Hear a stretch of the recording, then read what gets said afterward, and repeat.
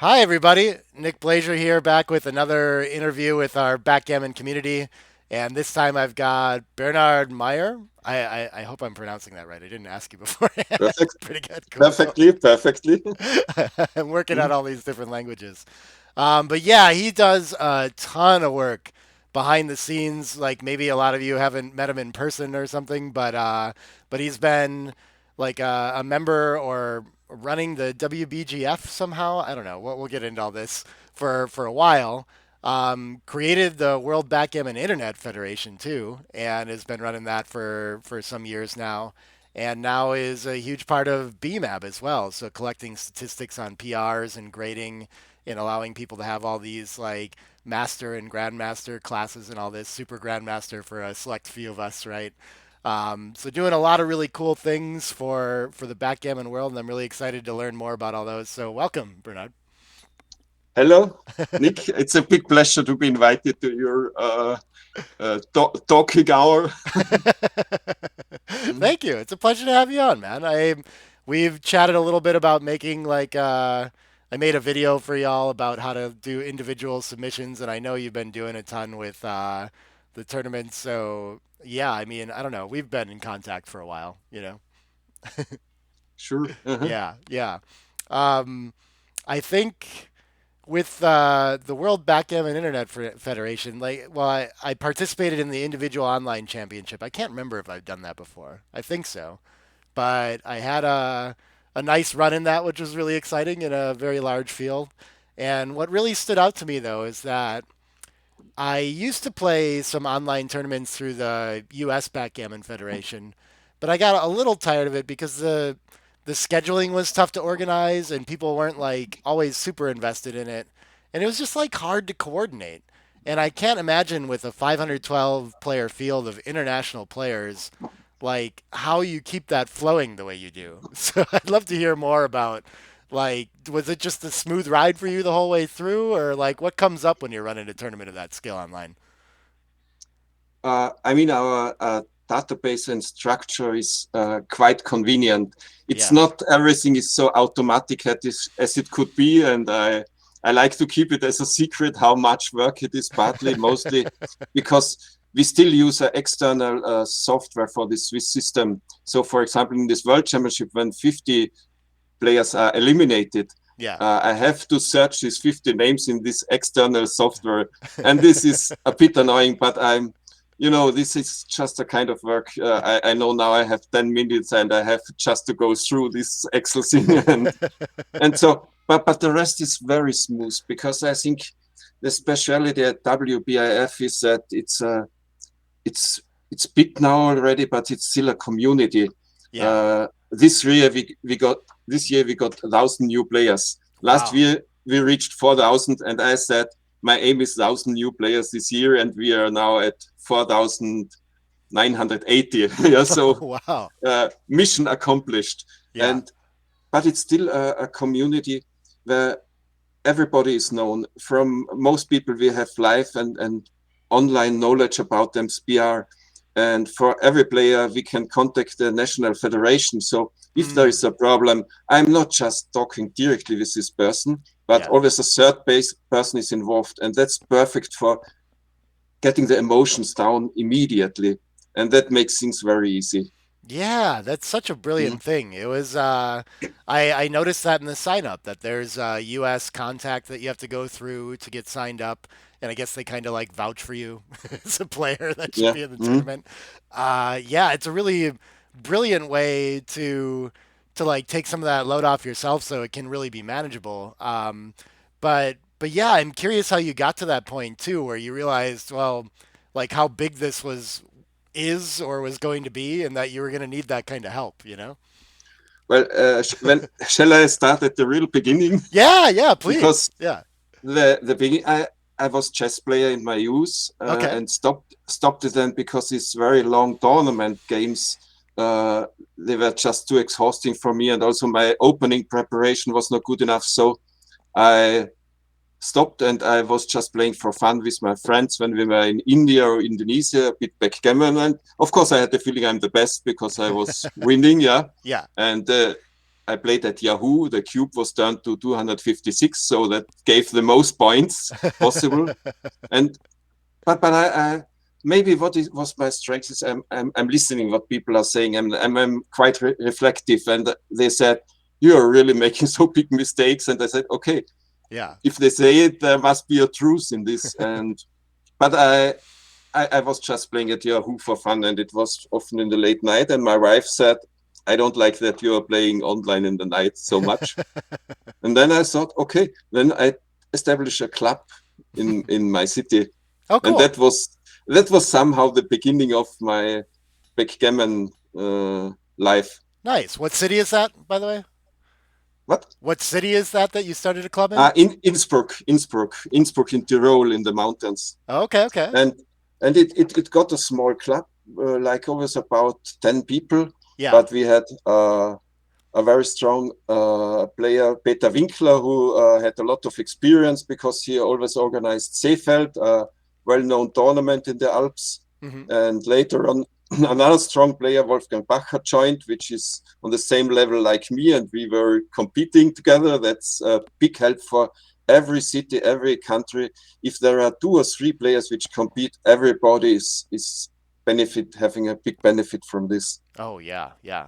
So that was bringing me slowly to the understanding of cube and tournament backgammon. Yeah. And the first big tournament I was playing was then the European Team Championship in Dubrovnik. Yeah. Uh, Okay. Steen Kromberg, now he's Steen Mikkelsen, was president of European Backgammon Federation Hmm. at this time, and it was such a great experience there. We had a nice team, and there were just I think 9 nations. Yeah, I Oh, think wow. 9 nations, Okay. but What? it was big. It was big. It was strong. Yeah, Yeah. and we were luckily winning against Croatia, and we were so surprised. Big nation, Croatia. Then Greek, and then against Denmark we played 2-2. So it was an amazing tournament for our team, and that pushed us a lot inside of this serious world of backgammon. Oh, that's so cool. What year was Yeah. that roughly when you were doing all this? Uh, Say again. Do you remember what year was this? When was this? I think it was 2014 Okay, was okay. this tournament. Cool. So a while ago, but not like super long time ago. But that's you were getting started within like the last 10 years, pretty much. Yeah. Yeah. Okay. At my club, we just now had the 100th tournament. Yeah. We had a Wow. little celebration, so it's nice. Amazing. And good was we had I think it is American software to have statistic of all tournaments. So really all 100 tournaments, we have statistics, nemesis report of each player against one another. So statistics are the heart of everything.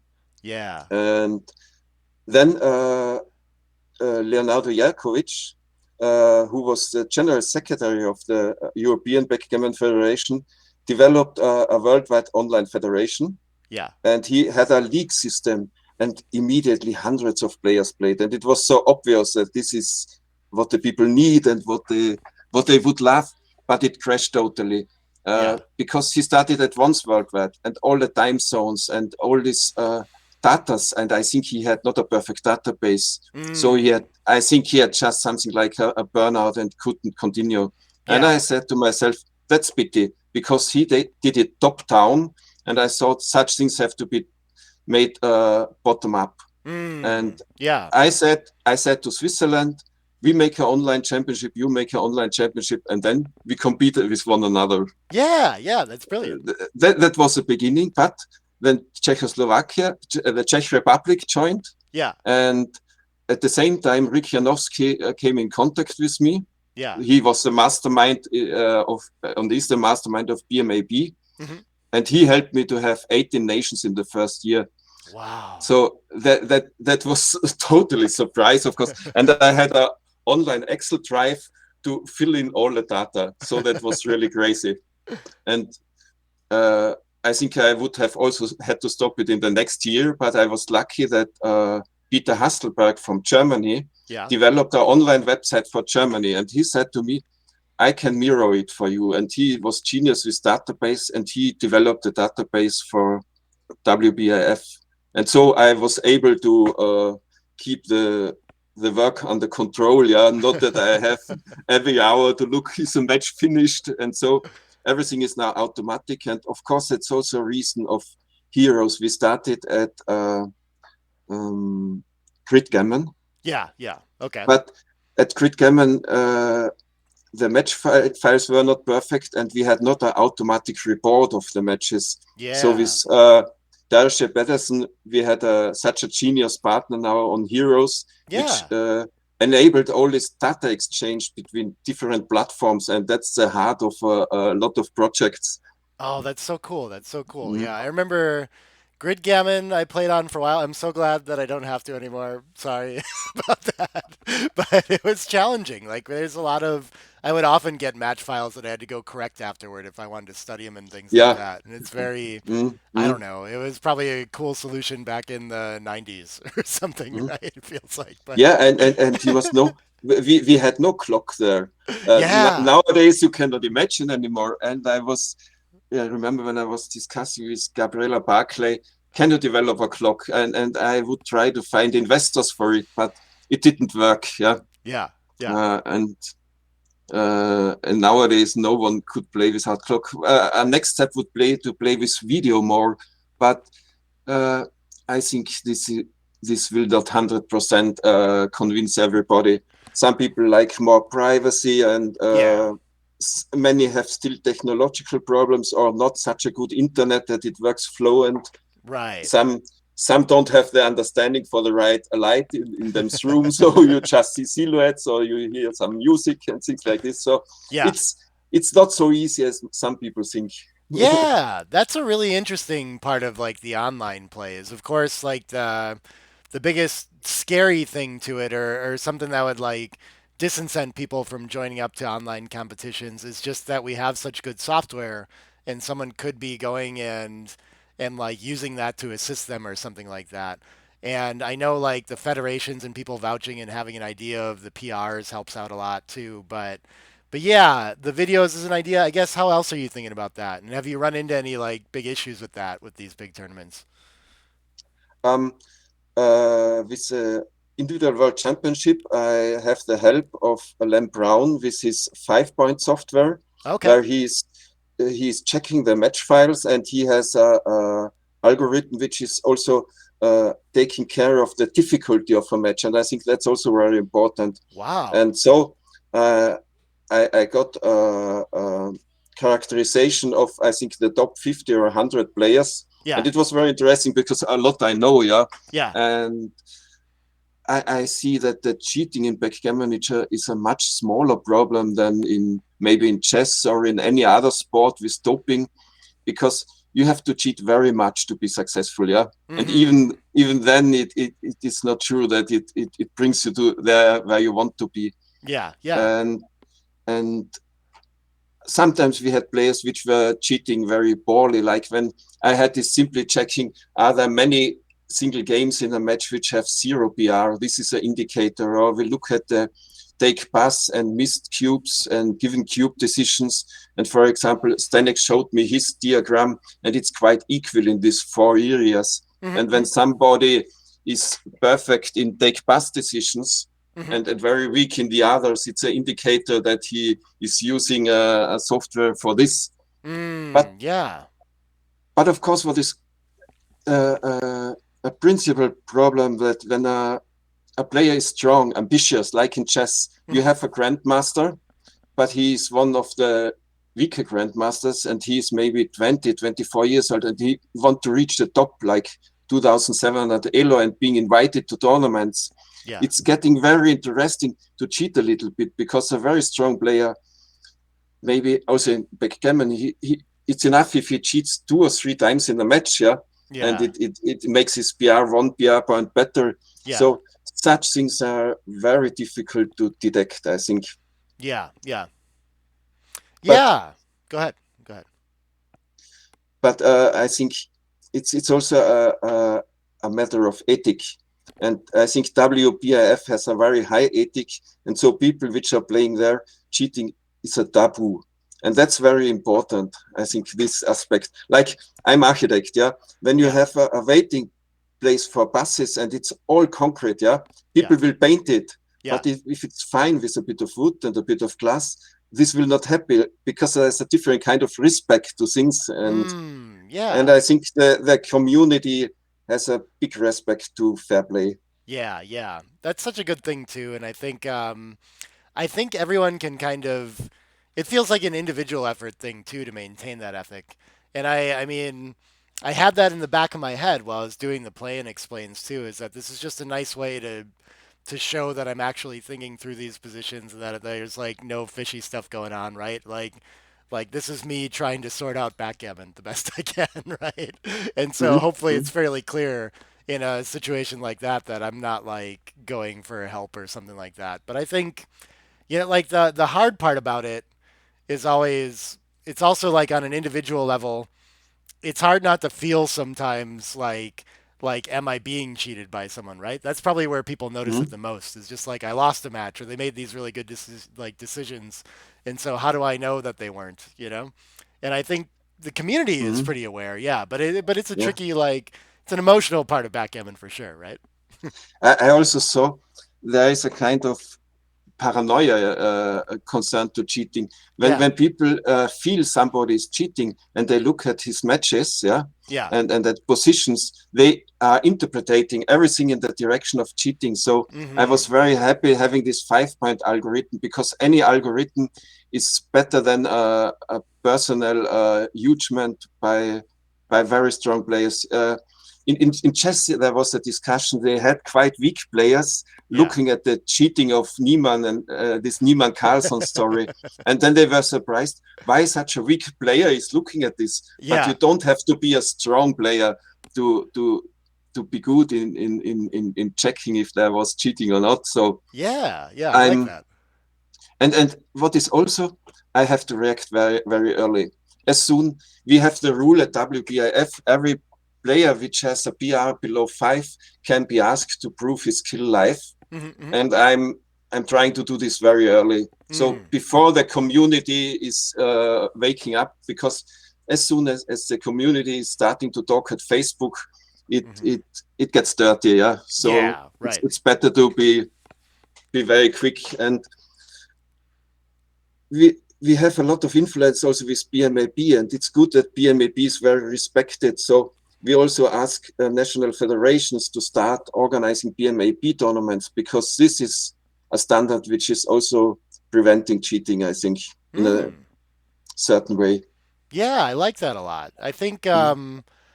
I mean, more data always seems good to me. So I've always been really invested in BMAB success that way. Mm. But it is, yeah, specifically for that tool, then we can see like a broad sample of how people really play in person too, and I think that's pretty important. But Mm. yeah, it's like already I'm just amazed by your trajectory into backgammon. Like it was just like it sounds like you started playing and then all of a sudden you're like running things, right? Like really big Yeah, things too. in architecture, in I think also in company, it's uh, uh, it's the escape forward. Yeah.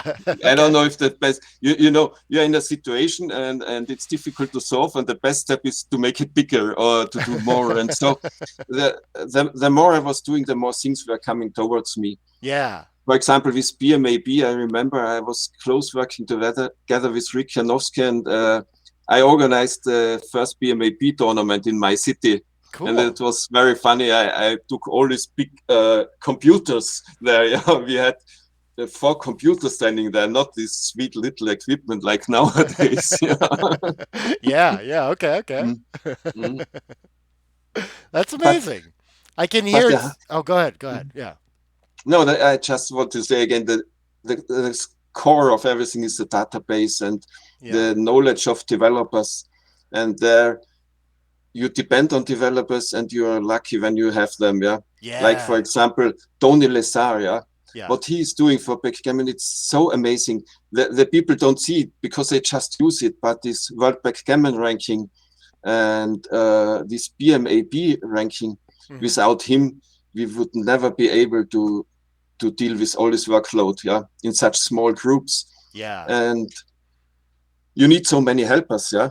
in Yeah. such a non-profit organization, and it is always getting tricky because uh, it's not so easy to get sponsors. Backgammon was also having the sponsors from the casino side, yeah, but we Mm-hmm. are pushing it toward mind sports. So we should Yeah. open new sources for being capable to honor the work the people are doing. Yeah. And this is something which is happening now and in the next years. So Yeah. everything is changing, and I'm that's very exciting. I'm so excited about that. I saw that in you shared some slides from the last like World Backgammon Federation, I don't know, presentation or something like that. And I saw the International Mind Sports Association. Is that their acronym? IMSA? Yeah, Yeah, it's yeah. Ethan Ilfeld. Yeah, Yeah. a very amazing person. Yeah, Yeah. uh, he's also with I think he's writing books and science fiction books. He's specialist. He has so many interests. So that's a really very funny and great organization. Yeah. Mm-hmm. Wow, that's super cool. So yeah, what is we're gonna jump all over the place, I guess here. So you're I mean, we'll talk about your involvement with the World Backgammon Federation too, but I saw I mean Mm-hmm. that stuck out to me that you see the next step forward in the next year is more involvement with backgammon as a mind sport and that there's some steps you need to take to sort of define that out to fit into that organization. I'd love to hear more about that. Like, how'd you get on that path, and what do you think needs to happen?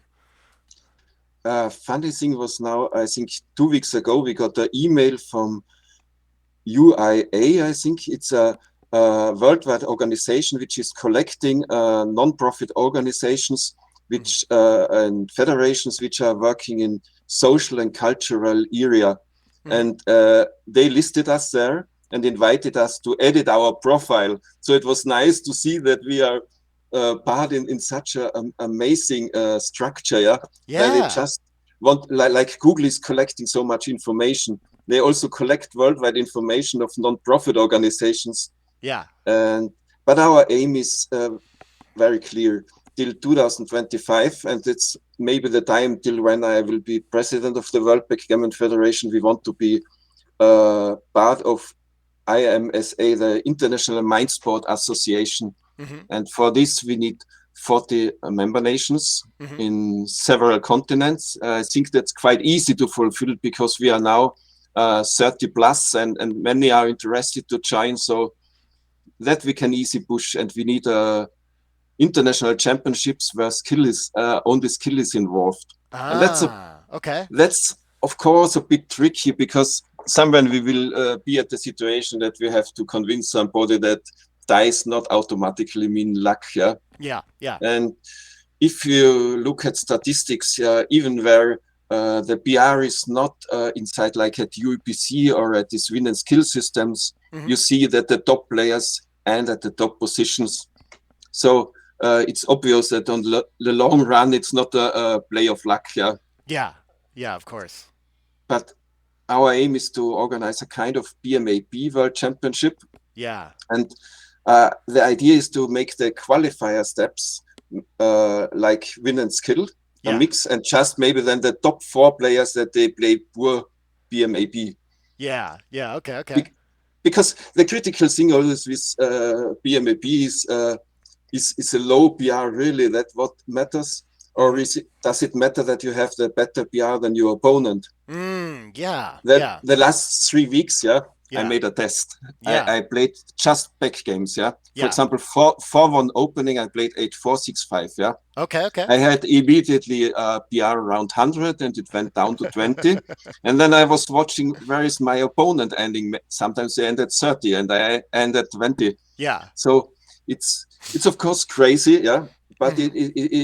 it shows that many things are possible when you are playing one to one, head to head, yeah. Yeah, In a PR competition, yeah. yeah, You yeah, can you can easily make crazy things, yeah. yeah, yeah. Because not everyone is playing like XG. I played back games with XG TMP, Hmm. and it was amazing how he crashed me because he never lets me play a normal back game. Yeah, He yeah, he he hits back in his home field, yeah, and suddenly he has a good outfield prime, yeah. and I'm just crashed and can't wait till I make double three, double four, and everything is on 1 and 2. So he's easily winning, I think, 90% of these games. It's amazing. Wow, Mm. wow. Okay, okay. So That's that incredible. was an interesting test.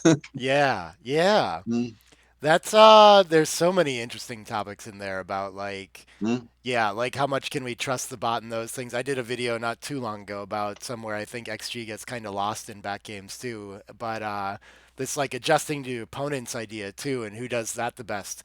Very difficult thing to mm, measure. And I mm. I know it's possible, but it's not it's like backgammon's hard enough to study for me that I haven't really thought about that much in the game, you know, and I'm just trying to play close to whatever an XG0 is. But there's definitely Yeah. this whole extra layer to the game that a lot of like the really top players that have been around a while, they're all thinking about this for sure, you know, Mhm. and much better at adjusting than I am. So that's fascinating too.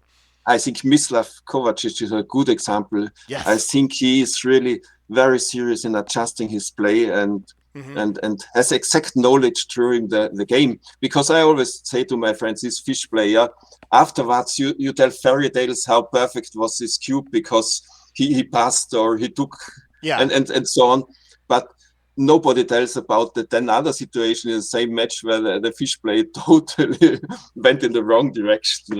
Yeah. So Yeah. Yeah. and and as soon as you start to involve emotions in your game, yeah, you Hmm. play worse. So Yeah. Yeah. either you are. So I agree to you. First, we have to understand the XG way of playing, and then maybe when we are, I think we are good enough, starting to adapt to Yeah. different PR levels. Yeah. Yeah. Mm, That's he's the kind of player, him, Mochi as well. There's a lot of players that think about this in the context of BMAB too. And if they're trying mm, to achieve some PR based title there and they're choosing their tournaments where they're going to report, well, there's certain ones where they're going to expect that they have to adjust a lot, and XG is not going to like that, you know? And so maybe to some mm. degree they're trying to pick tournaments to report where they think they can play their best as well, best in a BMAP sense, Yeah. right?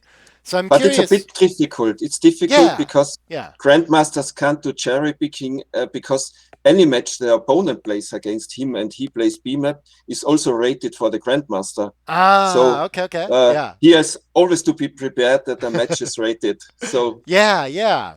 mm, I guess I'm just kind of curious what your vision is for that. Like what do you think the ideal tracking situation for BMAB would be? Would it be like all matches and this is just factored in? Is there some weight to whether they won or not that like adjusts titles too? I don't know. Like what's next for that? say again, I don't didn't Yeah, get it's a the confusing point. question.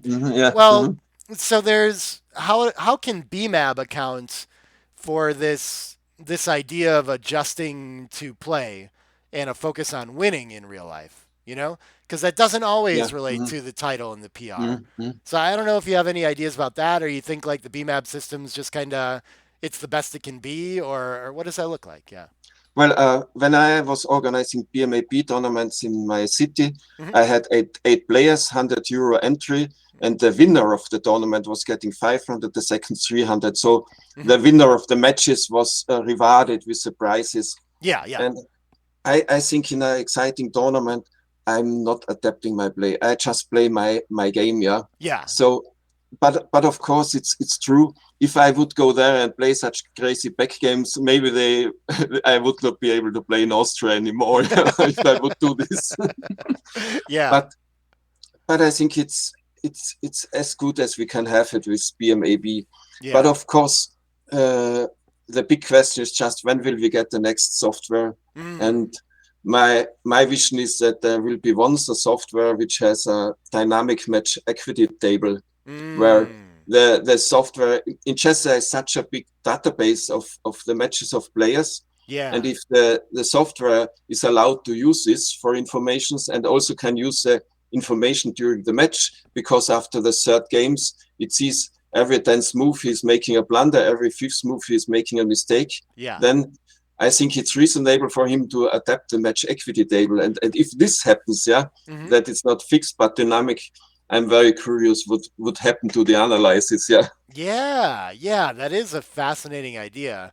I remember talking recently, one of my past interviews, about yeah, how in real time how you could assess your opponent's PR and make a good prediction on that, because that's also not like foolproof, right? You might think your Mhm. opponent's playing a 10, but really they just did for one decision and then it dropped down, right? So Yeah. Mhm. I don't know, it's tricky. It's very tricky. Yeah. The emotional PR of the opponent. Yeah, Yeah. yeah, yeah, yeah. Yeah, it's funny. You think, oh, he's played really weak, but as you said, it was maybe two mistakes at the beginning which gave you this feeling. Yeah. Yeah, yeah. And then you just Or remember that for the whole match. mm, Yeah. Hmm. or I'm an aggressive player. If the opponent is a more safe player, Hmm. I also tend to think he has a higher PR. Yeah. Yeah, yeah, Mm, yeah. mm, I never trust my assessment of my opponent's PR because I'm just always wrong. mm, I've seen mm, it too mm, many times and just thought I thought they played reasonable, but there were a lot of mistakes, or like I thought this was all crazy, but they played really sharp. And I've just realized that like I'm not spending enough time on their decisions, and rightfully so, to like really understand in a match how strong they are. You know, mm, mm, so I don't know. But yeah, I've always seen a big piece of the value of BMAB is like the endless data like that you're talking about. If that could like if some other whoever can use that to give us better estimations of like winning chances and all these like interesting idea like you were talking about. It's very interesting to think about is it more is it more valuable to look at average PR or like your opponent's like relative PR to your opponent mm. too, right? Are you always outplaying or like there's a lot of questions like this and what do they matter? How do they translate to winning percentages? And what can a bot do with this to like figure out what the best play is? So Mm. just collecting a ton of matches this way seems great to that end. But we can see this that the UBC challenges are really very very exciting. Yeah, and that's Yeah. a reason because it's always head to head, Yeah. and uh, if you have a PR from 5 and the opponent has 5.2, Yeah. that's a challenge. It's not necessary to be below 3. Yeah. Right. Right. Mm, Exactly. mm, Yeah. I mm, love mm, that. You mentioned earlier the win and skill format, and I haven't like dug into that yet exactly how that works. So I'm familiar with the UBC where you PR mm, point, 1 point if you have the better PR, 1 point if you win the match, mm. right? What is the format for this win and skill? Well, what was a bit distracting me is UBC is that when one has a PR from 4 and the other one has 4.1, Yeah. yeah, the one with 4 gets a full point. And Mm-hmm. so I talked with Stanek, Mm-hmm. and Stanek made a suggestion that within one PR point, there is a formula which equalizes it. So if both have a PR from 4, they get half a point for the PR. Yeah. So the formula is uh, half a point plus minus uh, half of the difference. So Okay. if I have, for example, 4.5 and you have 4, Yeah. then you get uh, 75 and I get 25, yeah, Yeah. Yeah. of the PR. Hmm? Okay. Okay. I And get it. Yeah. and that changes the picture a little bit, but it's the same as at every. Also, you can say analyzing with Dupli or with our world class settings or with rollouts. Uh, over the all matches, it's a very little difference. And Yeah. when I was looking at UBC results and was comparing them with win and skill, the Yeah. difference is very small, and it is, I think, quite seldom that will be a big difference in outcome, but it can happen. Yeah. Yeah. Yeah. Okay. Okay. Mm, So that's I think kind of like an argument for the UBC format is that like the simplicity of it is very nice and watchable too yeah. then. Hmm. So I guess having run the win and skill for a while, do you feel like accounting for the close PRs is like worth it or would you maybe It go is back? worse. Yeah. No, it is worse, and mostly because one problem with these close PRs at UBC is you never know if you analyze it more exact, it could change, Yeah. and that can make it very unlucky. Yeah, Yeah. Yeah. because some of my friends roll out with roller plus plus, Hmm. and this often changes the PR. And you Yeah. can see a very good player. Often the PR is going down when it's deeper analyzed, and with weaker players it is often going up. So, Yes. Yeah. uh, but that's also at BMAB a standard question. When will we make higher settings for the analysis? But Yeah. but I think it's more just important when there is a new software. Yeah. Then we have to Yeah. think about it. I feel like yeah, that's the interesting thing is like if we're everyone wants a new software, but like all of these competition formats and all the data we have in BMAB and all these things kind of like go back to day zero when that comes out, right? Like to some degree, Mhm. it's just going to be new. So what do we do when that happens, right? But you seem to be really thinking about that and ready for it to happen. Yeah, I Yeah, think so. yeah, I think as everything is getting better, I think also the processors will be fast enough to challenge the higher settings. Because at the moment, when I'm analyzing between 100 and 200 matches hmm, together overnight, and yeah, this just needs 10, 12 hours. So I'm yeah. relaxed when I'm going back to office in the morning. I just upload them and finished. That's so But amazing. I have not many computers around me, so Yeah, I, yeah. it has to be reasonable. Yeah. What do you think the most likely path to the next generation of software is? I talked a lot to Jihan Goksu and the Digigammon guys about this, and he was kind of Mhm. saying we just need someone crazy like Xavier to just do this as a passion project, and that's probably the only way it's going to happen because like Mhm. the sponsorship and things like you talked about in the backgammon world, they're not quite there yet, and it's hard like there's not huge financial incentive to get in there and make the next generation. So I don't know. Do you have any thoughts on like how that Well, could happen? Yeah. we were hoping that in chess, it was it Alpha Zero, Yeah. which Yeah. was a game changer. And Heine, the one of the helpers of Carlson, said it's like when an extraterrestrial is coming to Earth and showing us how to really play chess. And Yeah. that was the moment when I started to play chess again because it Yeah. was just so beautiful and amazing. Yeah. And I was hoping that this team would just have the fun and say we want to have also the backgammon challenge, and they solve it for us. Yeah. That Yeah. that is what I'm still hoping, Oh, okay. that Okay. some Yeah. idealists say we want to know this because it's different. Yeah, this Yeah. is match equity tables. Say it's a different challenge than other games. Yeah. Yeah. Yeah. Mm. I think the biggest challenge that's different about chess and Go. This is such an alive conversation for me because I want to figure out how we would get there, but I'm not convinced like Alpha Zero could do it the same way it did it with chess. And the big Mm. issue it has is that like in unsupervised learning, it gets this clear feedback of like win or loss in these like perfect information kind of games, right? Mm. But in backgammon, the best decision often leads to losing, right? And Yeah. sometimes Mm. leads to winning. And so the feedback of like what the best play is, it's like exponentially larger to get there, you know?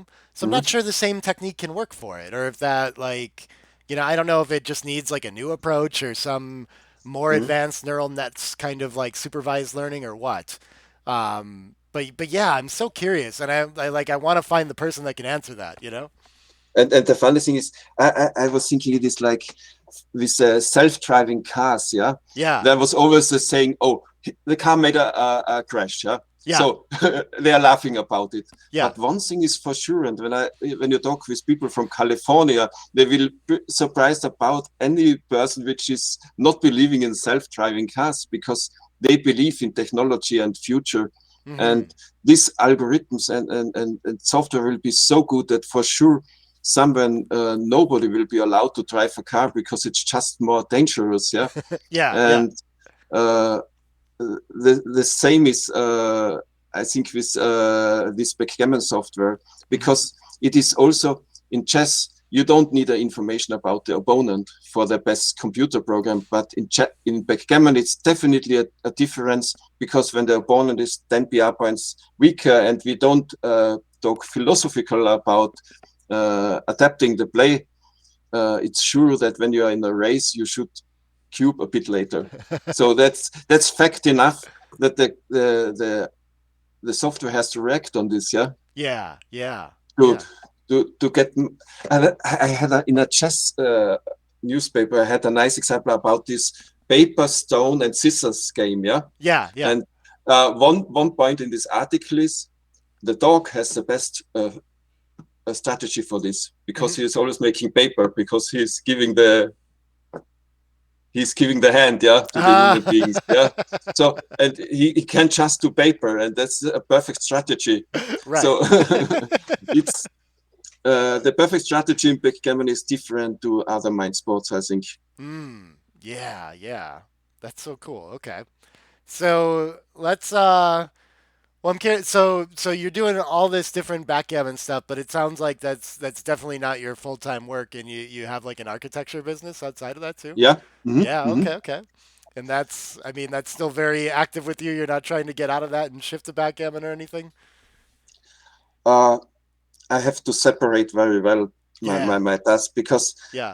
a big part of my backgammon duty is a lot of communication, and Mhm. without Facebook and the social media, it would not be possible to make this in this small amount of time. Yeah. But in the morning and until the early evening, I need the time for architecture to focus on my projects. Like Yeah. I'm making a school project now where we are renovating a old school, Uh-huh. and I have competitions and mainly also competitions. They need a lot of focus. Yeah, you have to Mm. be in your like in your mind when you are playing an important challenge like Team World Championship. You have to be totally focused on backgammon, Mhm. and the same is also for competitions. Yeah, because Yeah. as soon as you get stressy, Yeah. you're not giving your best performance. And I think I learned a lot with backgammon for the other parts of my life. Keeping relaxed, just knowing you perform best when you are relaxed. Yeah. Uh, Yeah. at the Team World Championship in Venice, I practiced this that at the beginning of a match, I invested maybe sometimes half of a minute of my time just to be calm, to put my checkers, to look at the watch, to breathe slowly. And then I was always using the whole delay. Even if I have 3-1 in the opening, I use this 12 seconds. It's no use to rush, because when you rush, you will rush. You take this rush in the next moves, and suddenly in backgammon, you never know when the difficult decision is coming. And Yeah. when you're on speed mode, I'm not so young as Danik or some others, which can make these analytic calculations in such a fast time. Yeah. Yeah. Mm, That's really good stuff. I mm, like I think that's so important and underrated as a piece of competitive backgammon is that you have to show up and actually play your best game and it's not about like necessarily all the study you did. That's a big part of it, but you also mm, have to be like controlling your environment to the best you can and like physically showing up for a whole weekend to play your best and that's cool. I love hearing people's strategies for that, for just like preparing in front of the board. And it's cool to see like in the previous UBC finals and stuff like how much that's becoming part of Mochi's game and things like that. Like just seeing people have their like meditation practices and everything. Dirk as yeah. well, Mm, right? Like mm, it's so important to a mind sport for sure. mm. Yeah. I was interested, like Gukesh, a young Indian chess player, is practicing meditation. Yeah. Uh, he also said, for example, on the evening before the next match, he is not interested who is his next opponent. He just Mhm. wants to have a fine sleeping, and in the morning he is fresh and he has enough time to prepare. He never Yeah. doing this before he's going to bed. So Yeah. that's and I think backgammon is a game of humility, and therefore I think you can learn much more for life than from chess or from Go. Yeah. They like some young chess players which are very talented say, I want to beat my opponent. Yeah. I think in backgammon, of course, the people want to win. They want to be strong at the board, but uh, they want to play the game as good as possible. And the winning comes by himself. And it's also in life.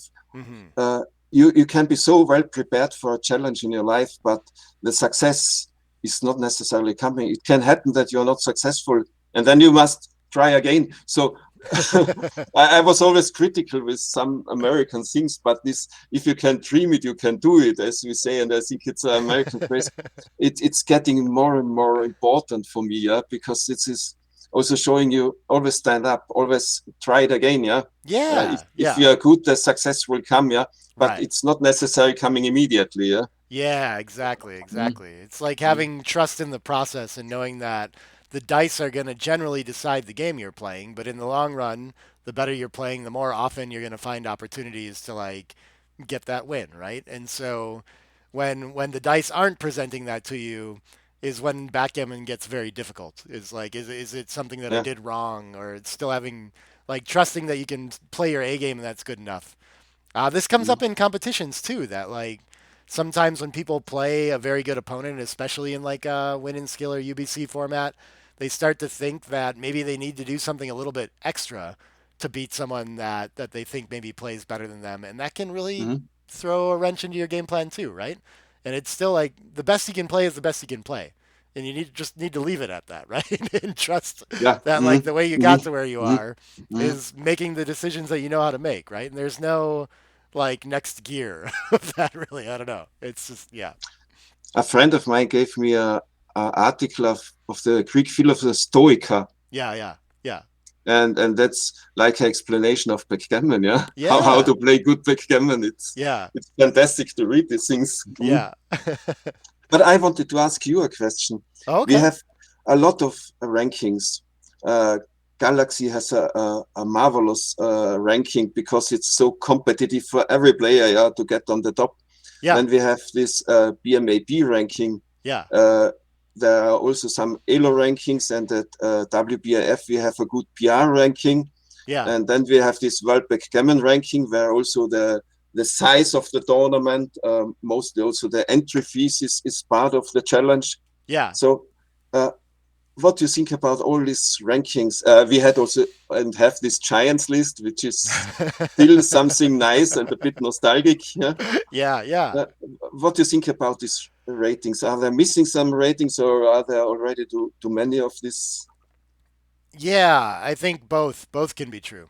I think the one I'm least interested in, honestly, is still the Giants thing. Like, I don't like voting for who the best player is. It's like a popularity contest, I guess, and it seems a little Mm-hmm. bit antiquated to me. So I don't know, but people get really excited about that, and it's definitely Mm-hmm. a cool thing to like earn that. And all of them, if you get any like good ranking or good uh, awarding or like what am I thinking of? Like the BMAB levels, whatever, like classifications and things like that.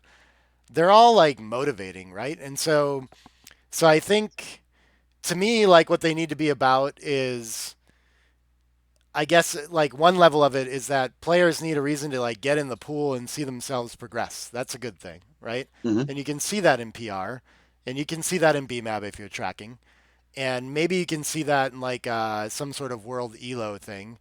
Um, but that's a big piece of it. And people also want to know they have in the back. Everyone wants to know who the best backgammon player is, right?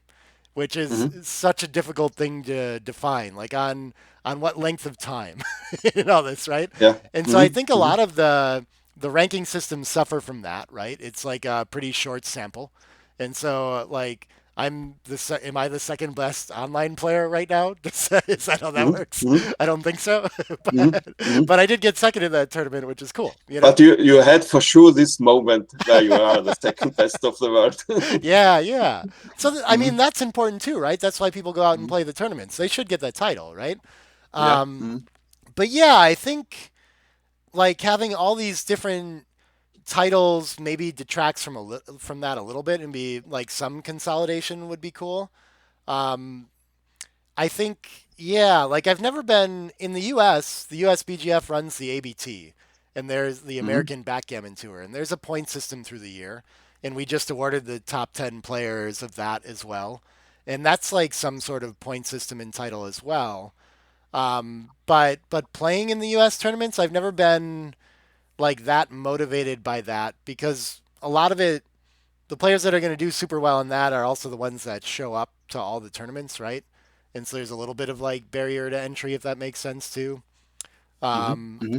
I'm sharing a lot of different ideas, but I think to me, maybe like just a general elo ranking would be really cool. I think Mm-hmm. something that instead of just like PR focus, but is more broad and like all of Mm-hmm. your matches are contributing to this, and like figuring out which matches count is a huge mess, Yeah. right? Yeah, Uh, yeah, our problem is that at the World Backgammon ranking, yeah, it's quite easy for tournament directors to upload the data hmm, because has a very nice workflow, and you just have first, second, third, and so on, and then it's just automatic.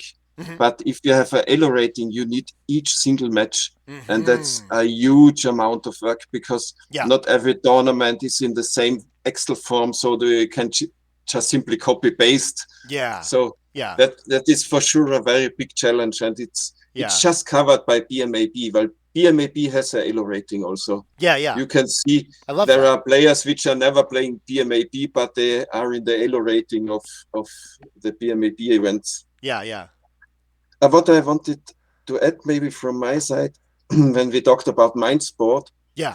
uh, this is, of course, if we can reach this aim, yeah, Hmm. that we are worldwide accepted as a mind sport, Hmm. every national federation will benefit from this. Hmm. But I think also the youth work will benefit from this.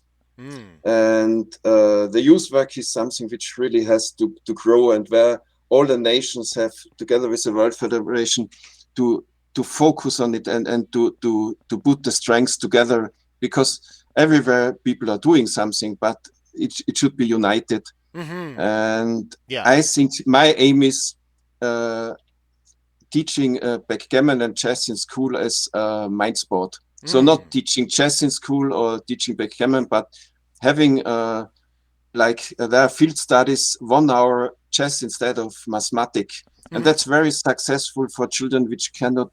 The very good children that don't benefit a lot, but the children which cannot concentrate and have weaknesses, and they, they they have such a big advantage from learning by playing, Mm. and Yeah. this is a chance to establish mind sport in schools. But till now, I I dare to go to the major of my city and say, can we teach backgammon in school? Because they will turn around and say he wants to play casino games with the little children. So I cannot risk this at the moment. But if we have a stamp proved mind sport, then many doors will open, and I'm Yeah. waiting for this moment. Yeah. Yeah. That's super cool. So, what do you? I guess do you have a opinion of where rankings should go or titles or what would be the best like next step there? Uh, I think they are for me are just fun, yeah, Yeah. Yeah. and it's important to use them clever because they make addictive, and they Hmm. bring the people to be aware of the weaknesses, and to study more and more, because everything is showing on which level you are standing. Yeah. But for me, they all are fine. Yeah. To be honest, at the beginning, the World Backgammon ranking, I thought it's a bit old school, Yeah. but now I like it is. It's of course it's a bit like in poker, that you can see who are the more successful players, also financial. But Yeah. I think it's nice like it is. It has a lot of weaknesses, and if I ask 100 people, I will get a lot of critic, of course. Yeah. But that's how rankings are. Yeah, they Yeah. have, Of every course. ranking has weaknesses. Yeah. Yeah. But the main focus is on the backgammon community. We are now working very much together with Nash. He's making these promos and video documentations of many of our tournaments, and he Yeah. has he has such a good eye for details, yeah, Yeah. for the emotions of the people, and it's really showing how lovely this game is, yeah, Mm. because. I was at the European Club Championship chess, because it was in my country, Yeah. and watching this, they are just focused and sitting like this, yeah. Filming these 2 hours is not very exciting, yeah. Yeah. The matches are very exciting, Yeah. but the scenery in the playing hall is maybe a bit boring, yeah. Mm. and and Yeah. and Yeah. and so backgammon is very different to this. You Yeah. see so many emotions, and that, Yeah. and the at every tournament, the people say it's like a family. Yeah. Yeah. Also, people which are coming from outside, and not that addicted backgammon players, they see it's like a family. Yeah, and Yeah. that's very nice to see. Yeah. Mm. Yeah. That's something that I talk to people about all the time too. Is like most of our content from tournaments right now is focused around a board in a match, which is part of it. But like most of the things doing really well with like streaming engagement, there's like we're missing story right now, you know? And I think someone like Nash can like really help with that too, which is really exciting that Yeah. he's Mm. participating. But like we don't spend much time talking about the finals, like, well, how many people were in the tournament and how did they get there and what's at stake, and like, what's like the background of these players and what are, like how invested in it are they?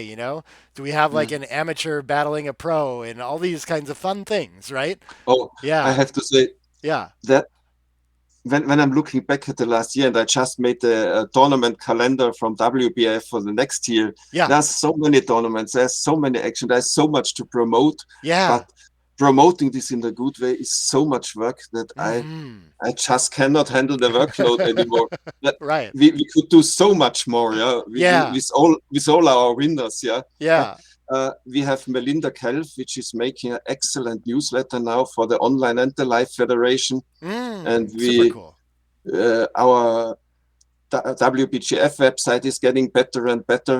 Yeah. So it's increasing, and I'm most happy to have Ara at my side because he's always telling me, uh, "Don't panic, don't be disappointed. Yeah, things are growing slowly. Yeah, and he knows what he says because when he started small. Yeah, and Yeah. with the years uh, you have to be patient. And I think the World Backgammon Federation is still young, yeah, Mm-hmm. and I think in the next 5-10 years there will happen so much, and the renovation will get bigger. And I saw when USBGF was joining us, yeah, Yeah. there was so much positive feedback from Karen Davis, from Joe Russell, from Rory Baska. It's amazing, and they are so. Uh, they, they do everything for service for the people. Yeah, Yeah. it's Yeah. it's amazing to see this. And when Karen Davis now organized with Joe Russell the first ladies world championship online, yeah, Mm-hmm. Mm-hmm. there were some people saying men and women are the same and it's not necessary, but Yeah. it pushes so much, yeah. Like Yeah. also when we have the first youth live world championship, Yeah. that will be also a great day for me. And Yeah. now they're already planning the first women team world championship online, Oh, and I cool, think cool. that will be also very nice. The idea is maybe three ladies per team and reserve, uh, and maybe we can realize this in life also once. Yeah. And I think this all these things are pushing the games very much. There Yeah. was a there was a Tyrolean going to America, yeah, and we are skiing, yeah, Okay. and he bought a hill. I think it was called like Soap Hill, and the first idea was uh, ladies can come for free because he said the ladies are bringing the families, yeah, and the Yeah. same is in backgammon. Uh, I'm working together with so many ladies, and they are the heart of the game, yeah, and they Yeah. are socializing so many things. They really make things work. Yeah. Yeah. Uh, we men tend to be more single fighters, yeah, going for our focus and so. But Yeah. uh, Yeah. I mm, love that. I think you're really onto something there. Just like the more community and more social and more like youth and like the next generation of excitement. Like there's all these I feel like you're on all the right tracks with how to grow the game, which is so exciting to hear. It's inspiring stuff because I think a lot of what I see in the community is maybe more focused on what we have and just how to keep doing that or something or like but I don't see how it's going to get bigger on the scales that you're talking about without some big leaps in some new directions like you're talking about. mm, Yeah, yeah. I'm also like in this conversation, it's like I don't think I've talked to you this much before, but your focus on the feedback and having your fingers on the pulse of what's going on and stuff, like it feels like you seem like a very great leader that way. Like you just have like your hands on all this. Like you have a container for it in a way that not many people I've spoken to have. I, I I think I dare to say that I always have visions, yeah, and ideas, Yeah, but I think my weakness is marketing, my weakness is promotion, yeah, and my weakness is also, and we reach this level now where it's not possible to do all the work by myself, and it's also not possible to do the work with the people which are helping me already. yeah, So delegating work to people which are really going in the core of the organization by themselves, yeah, and yeah, actively realizing things which out without asking anymore me or others what they should do, but yeah, independently taking an important part in the organization.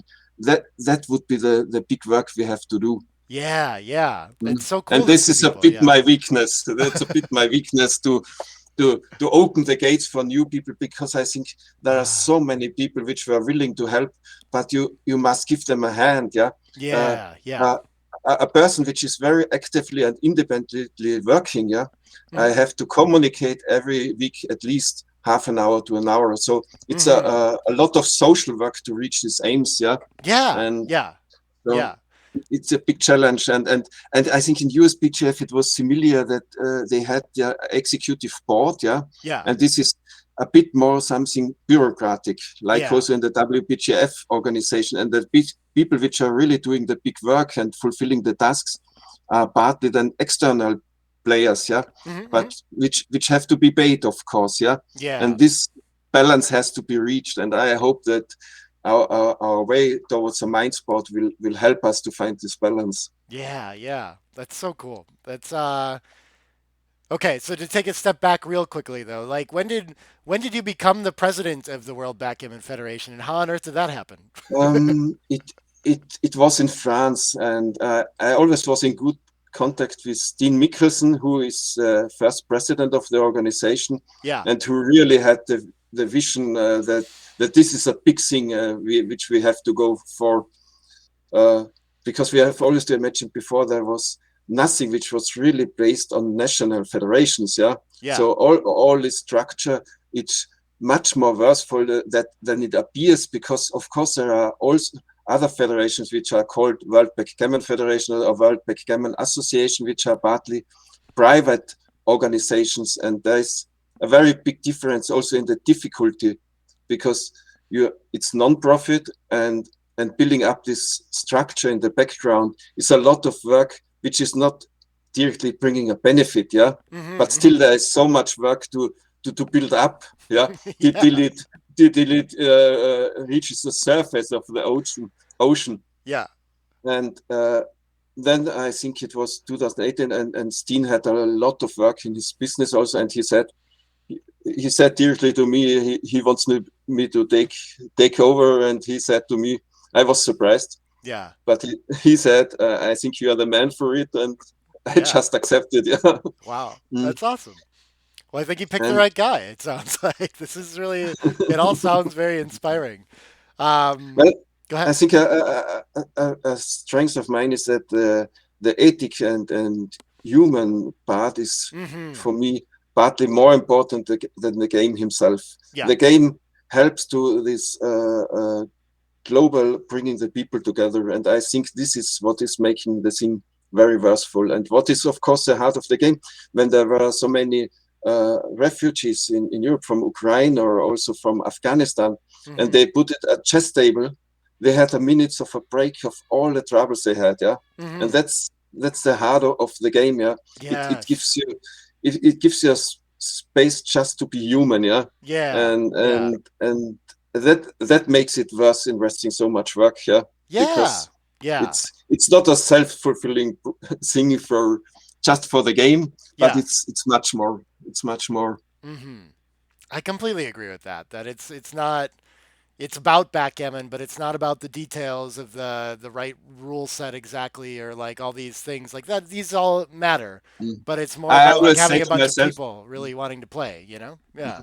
I Yeah. have always a phrase in mind: you can go the wrong way when it leads to the right aim, Yeah. and Yeah. Yeah. that's because, for example, we have an executive board. We meet once in the month, yeah, Hmm. and we have to decide things. Yeah. But there are so many things which you cannot decide in a monthly written, Yeah. where you have just to risk, yeah. You Yeah. have to risk to reach aims, because not everything can be so slow, yeah. You have to take the chance and just go Yes. for it, yeah. Yeah. Yeah. Mm, No, mm, these are all, I mean, really resonating as leadership challenges for sure. It's and I can tell you're again, like just your head's in the right space with all of these things about like I need to free up time and still be giving time to the people that I work with, and that's what my contribution is about now is facilitating all these different things to get done. And it's a hard shift to make, right? But it just all of a sudden it happens and that's the only path to go. You just don't have more time in the day to work on it, right? So yeah. so it's like out of It's a necessity. bit Yeah. limited. Yeah, yeah. Mm, Well, Well, cool. Maybe, man, I feel like I could talk to you for another like 3 hours here, but I know we're coming up on kind of time Yeah. here. Um, Mm. I guess I'm most curious with all your organizations, with the World Backgammon Federation, World Backgammon Internet Federation, with BMAB. Like you need more people to be involved to kind of take on tasks and all these things. Like I don't know, what can people do to support all these things that you're doing right now? Uh, we made now with Nash these nice documentations of our tournaments. So there will be more and more promos and documentation films available. Oh, At the so last cool. General Assembly, we made a PowerPoint which we can hand out to people. So everybody who has the idea of for a sponsor, we can hand out very good material where he can see how prestigious our federation is already, and or maybe how prestigious it can get in the next years. Yeah, Yeah, because yeah. if you see all these destinations, till now the destinations were mainly in Europe, but now it will be in Chicago, the Club World Championship, and soon it will be maybe in Tokyo. Of Yeah. course, there will be challenges. Events will be smaller, maybe when there is such difficulties and expenses to travel. But Yeah. more and more, it will cover the whole world. Yeah. And of course, the problem is always also the rich and poor nations, which we have to coordinate. So Hmm. I'm sure a kind of hybrid backgammon will be always an issue in the future, which has we have to think about. Because, Mm. for example, if Iran cannot travel to a world championship, I think we should give them the possibility to play, for example, in Cyprus or in some playing hall with a tournament director, and maybe there are two or three teams, and they are connected then via internet to the Mm. playing locations. So everybody is playing live, but we use hybrid combinations or Australia. We Yeah. cannot expect that they travel 20 hours to a 1 week or 4 days event. Yeah, Yeah. but Yeah. giving them the chance to in billiard they have it. Yeah, they Yeah. have these digital boards Yeah. and they play on distance on live billiard tables. So Yeah. Oh, things are wow. possible. That's Mm, amazing. This is mm. funny. I mean, that resonates for sure. But I remember having a conversation with like this with Mochi. He was just like, "What do you mean people can't travel? What about like he goes everywhere from Japan, you know. Yeah, So, mm, but of course, it's different challenges elsewhere. yeah. But But yeah, yeah, there is a nice Wikipedia Excel about the nations with monthly income below, let's mm, say, 300 euro, and yeah, there you immediately see the differences. Yeah, yes, yes, yes, yes, and yeah, yeah, mm, yeah, yeah. Very true. Well, that's so cool. It sounds like a lot of your focus is on like facilitation for getting more involvement, which is huge, and then sponsorship is a thing that comes up all the time too. You know, mm. and so it sounds like you're making materials for people to get more involved. Do you have your eye like focus set on any particular kind of sponsorship that you think could work out, or are you just kind of casting a net right now? Well, I think that we will be contacted more and more also by possible sponsors in the future. Yeah, Uh, uh, Partly we are in negotiations which are not fulfilled now, yeah, we, with, which would be really amazing new partners. Yeah, yeah, uh, because for example, I think many people are dedicated to backgammon, but just as amateurs, but they love the game. yeah, And yeah, and if they have a very successful company and profession, and they can join this, yeah, yeah. it's a win-win situation for both sides. And Mm-hmm. you see in chess how many different sponsors they have. So Yeah, uh, I think there will come many opportunities for us in future. Yeah. yeah, yeah. Been thinking Mm. about that a lot too. So I hope I guess anyone watching this, if you got ideas, reach out to us. You know, I'll have all Bernhard's contact information in the description there, and you can reach out to me with ideas too. But this has been amazing, Bernhard. Thanks so much. I feel all fired up to get more involved with more World Backgammon Mm. Federation things now too. So cool. Yeah. And Nick, I'm happy to repeat this and go a bit deeper, maybe in some months. Yeah. So Yeah, yeah. and evaluate what happened. Yeah. Yeah, maybe Yeah. we got to join up and do some Mm. World Backgammon news kind of thing or something like this, you know? Maybe we Yeah. can do it live in Chicago next time. Yeah. Oh, okay, okay. Yeah, yeah. In May, end of May, I think 24th to 29th Yeah. at the Chicago Open. there will be the Club World Championship. Mm. Cool. I don't know if that's been like announced outside of this before either, which is exciting. I Yeah. think we soon will get the flyer, and then we can start the promotion. Okay, okay. That's so cool. I joined Rory's tournament to do commentary last year, so I definitely hope to be there again. Mm. It's nearby where I live Okay. in Yeah. Wisconsin here. But cool. Arda is also joining, so Oh wow, he's gonna be there too. Okay, okay. yeah. Mm. That's so Mm. cool, man. It's all coming Mm. together, and this is so much easier when all of a sudden it's like this pot of people that I'm used to working with too. I hope. I mean, it seems like a nice avenue to get to do more like commentary stuff that I've been doing, which I'm always really excited about, like participating this way too. So Yeah, yeah, I was also having this thinking. So many people are doing documentations and streaming of tennis, and they're like Michi and you and Gian Lazaro Sanna yeah, and Volker Sonnabend from Germany. But it's also not unified. Yeah, there yeah, could yeah, be like Backgammon TV. Yeah, where yeah, you have a yeah, broadcast and you see in advance what's happening on which evening, so you really can choose your preferred channel. Yeah, and so you always have to search, and after many tournaments where we find it hard to have a streaming, people ask me, I nowhere found the information. Yeah, yeah, yeah, because yeah. the internet is also a big garbage box. Yeah? Many things can get lost there. Yeah, so Yes, yes. unifying all this great work is would Oh, be is absolutely. a important task to fulfill in future also. Yeah. Yeah, I mean, honestly, that's like what I'm taking a stab at with doing these interviews. It's just like I feel like it's a way to like bridge that gap between different creators and at least, I don't know, just have conversations with more people. And I mean, it is a community already, right? And just like visually showing that we're all like kind of working on the same things feels like some step there. And it's been very alive with me too. Like, how can we start to consolidate interest around all the biggest things going on? So, I mean, I'd love to Mhm. chat with you way more about that too. Mhm. Hope we can work on that together. But cool. Like I said, I know you got places to go, so I'll like wrap it up there. Thank you so much, Bernhard. This has been super exciting. I hope to do it again sometime, like you said.